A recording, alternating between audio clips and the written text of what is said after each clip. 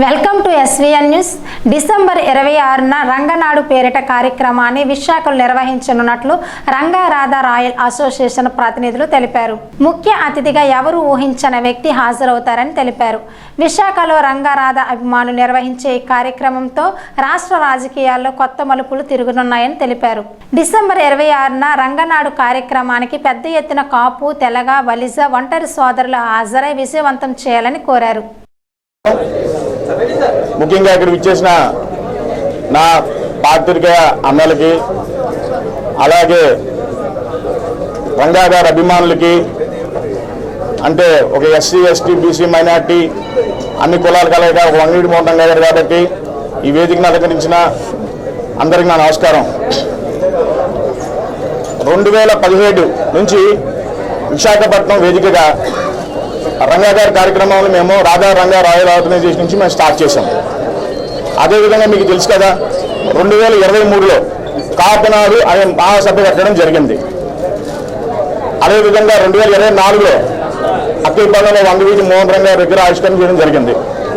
2025లో రంగానాడు అనే భారీ బహిరంగ సభ రాధా రంగా రాయల్ అసోసియేషన్ నుంచి జరగడం జరుగుతుంది.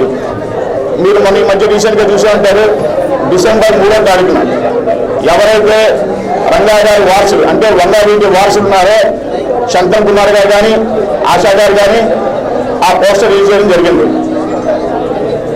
మాకు ఈ కార్యక్రమానికి 2 రాష్ట్రాల నుంచి కానీ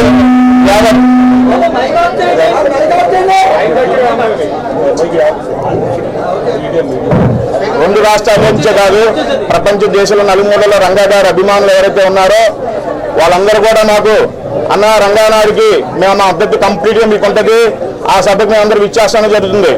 అదేవిధంగా 26న డిసెంబర్ 26 రంగాగారి వేదికకి మీరు ఊహించని అనుకోని అతిథులు రాబోతున్నారు. మీరు దయచేసి మీ ప్రెస్ ద్వారా కానీ మాకు ఈ కార్యక్రమానికి ఎప్పుడు మాకు ఈ రంగా రాధా రాయల్ అసోసియేషన్ ఎప్పుడు మేము చేసినా సరే కంప్లీట్ మీరు సపోర్ట్ ఇవ్వడం జరుగుతుంది. అదేవిధంగా మీ అందరు చల్లని దీవెనతోటి రంగానాడు అనేది మళ్ళీ ఒక చరిత్ర రాబోతుందని చెప్పి మీకు మీ ద్వారా చెప్తున్నది అంతా మీ చేతుల్లోనే ఉంది. 1988లో కాపునాడు అని చెప్పేసి ఆ రోజుల్లో రంగా గారు జైల్లో ఉంటే పెద్దలందరూ కలిసి మీరా వెంకటరావు గారు కానీ, మొదటిగారి పద్మనాభం గారు కానీ రంగా గారి దగ్గరికి వెళ్ళి రంగా గారి మద్దతుగా అన్న నువ్వు లోపల ఉన్నావు, నీకు మద్దతుగా ప్రజలందరూ సభ కోరుకుంటున్నారు అనడం జరిగింది. ఆ రోజు ఏంటంటే రంగా గారిని రంగానాడు అని సభ పెడదామంటే ఆయన నాకు వద్దు, నా పేరు వద్దు, వేరే పేరు పెట్టుకోమని చెప్పడం జరిగింది. సరే అందరికి పెద్దలందరూ ఒప్పించి రంగానాడు అని పెడదామన్నా అంటే ఆయన ఓకే, రంగా గారు ఓకే అనడం జరిగింది. అలాగే కొంతమంది పెద్దలు బయటకు వచ్చినాక దాన్ని కాపునాడుగా మార్చారు. అదే కాపునాడు కింద కాపులు కాదు, యావత్ ఎస్సీ, బీసీ, మైనార్టీ అన్ని కులాలు కూడా ఆ రోజు రావడం జరిగింది. 10 లక్షల పైన రావడం జరిగింది. సో రంగా గారి కళ ఏదైతే ఉందో రంగానాడు అనేది ఇప్పుడు ఇన్ని 37 సంవత్సరాల తర్వాత ఒకేసారి వంగవీటి వారసుల ద్వారా ఆ రంగానాడు బహిరంగ సభ ఆర్కే బీచ్లో చేయడం జరుగుతుంది. ఏంటంటే దీనిలో కోయిన్సిడెన్స్ ఏంటంటే అప్పుడు కనకదుర్గమ్మ అమ్మవారి సాక్షిగా ఇసుకలో కృష్ణానదిలో జరిగింది. ఇదే విశాఖపట్నంలో 37 సంవత్సరాల తర్వాత మళ్ళీ కాళీమాత టెంపుల్ ఆపట్లో మళ్ళీ అది ఇసుక సముద్రం ఒడ్డున జరగబోతుంది. ఇది కోయిన్సిడెన్స్ గా వచ్చింది. అంటే రంగా గారి ఆశీస్సులు ఈ కార్యక్రమం మీద పూర్తిగా ఉన్నాయని చెప్పి అనుకుంటున్నాం.